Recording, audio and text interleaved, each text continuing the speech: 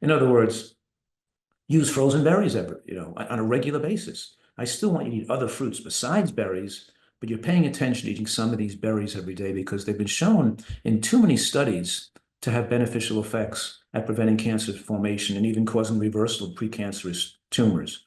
So incredibly powerful effect. And believe it or not, even though they taste sweet, they have anti-diabetic effects, right? So these are really, what I'm saying is like magical how protective foods are.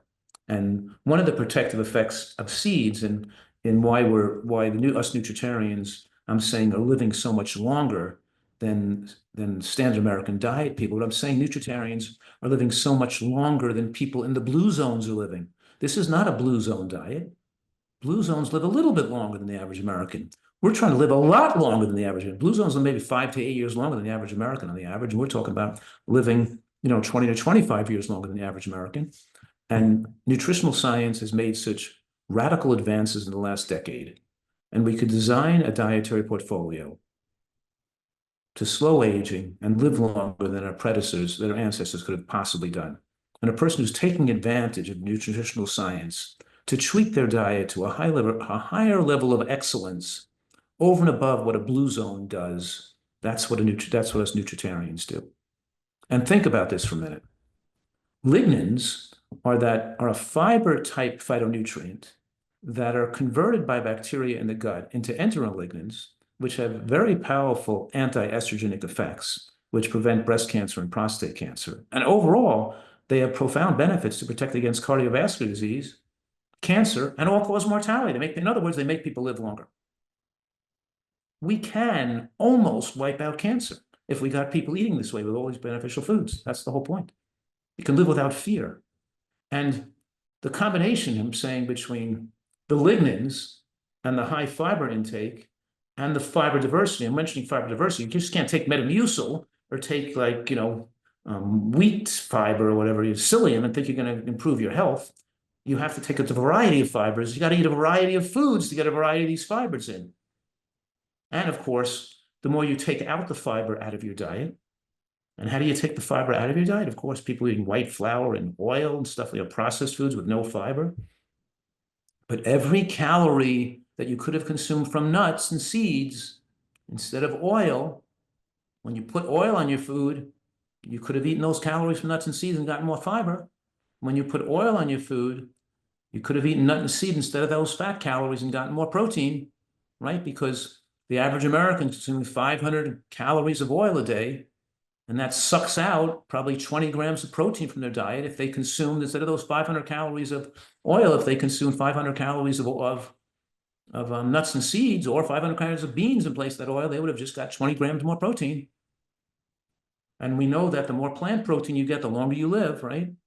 So oil is shortening lifespan by multiple mechanisms. We'll talk about that further as we move forward here in this presentation. But I'm saying right now that the average American is eating maybe 100 micrograms of lignan a day, and the average Nutritarian is eating 20 to 30 grams of lignans a day. That's 300 times that amount. Like 1 tablespoon of ground flaxseed has about 20 grams of lignan in it. Huge. 1 tablespoon of ground chia seeds, about 8 grams of lignan. Huge. 1 tablespoon of sesame seeds, unhulled with the hull on, has about 16, 17 milligrams of lignan in it. We're eating sesame seeds in the dressing for lunch, or for a tablespoon of flax and chia seeds on my morning oats or my morning berries or whatever I'm doing. Today I didn't even have the oats in there. I just had the chia seeds and the flax seeds and in with my berry mix, with a little bit of soy milk, and I had some dried apricots cut up that were soaked overnight. It was really delicious. But in any case, I just had the seeds in there with the berry. Didn't even put the oats or the groats. Sometimes I make oat groats or oat groats with black lentils or different types of, or amaranth, but a little bit of grain mixed in there. But today I just had it without the grain, just had it with the berries and the seeds, and it was great. It tasted fantastic. Anyway, the point is, us Nutritarians with all the different seeds, and chickpeas are high in lignans too, right? Chickpeas have a huge amount of lignans. We get lignans from beans, we get lignans from seeds, and so us Nutritarians are getting a diet very high in lignans, which is tremendously protective against prostate and breast cancer. This is why people get cancer, because they don't eat these foods that are so protective against cancer. And if you ate these foods, then we probably, because authorities say, we could reduce cancer rates if people ate healthy by like 40% or something. I'm saying, even though they're agreeing that you could reduce cancer rates with diet, I'm saying the diets they're looking at to reduce cancer don't have the precision of nutritional excellence while avoiding the other cancer promoters of a nutritarian diet. And I'm saying a nutritarian diet should be able to reduce cancer rates by 95%, not by 40 or 50%, right? Because obviously people are exposed to things like cigarette smoke or work in chemical factories or exposed to asbestos or other causes of cancer. But even with people who have exposures to factors that cause cancer, like pollutants, still reduce their chance of those things causing cancer when they have a high phytochemical exposure. So here's an example of women who had breast cancer in a study, and they followed these women with a diagnosis of breast cancer for 10 years. And those that had the highest consumption of lignin had a 71% reduced risk of death over that 10-year period.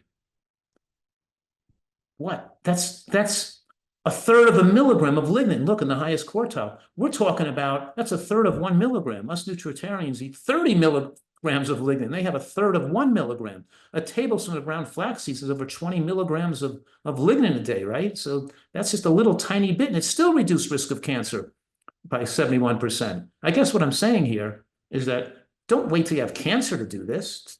But even when you did wait to have cancer, and don't eat a third of a milligram, Americans eat that's like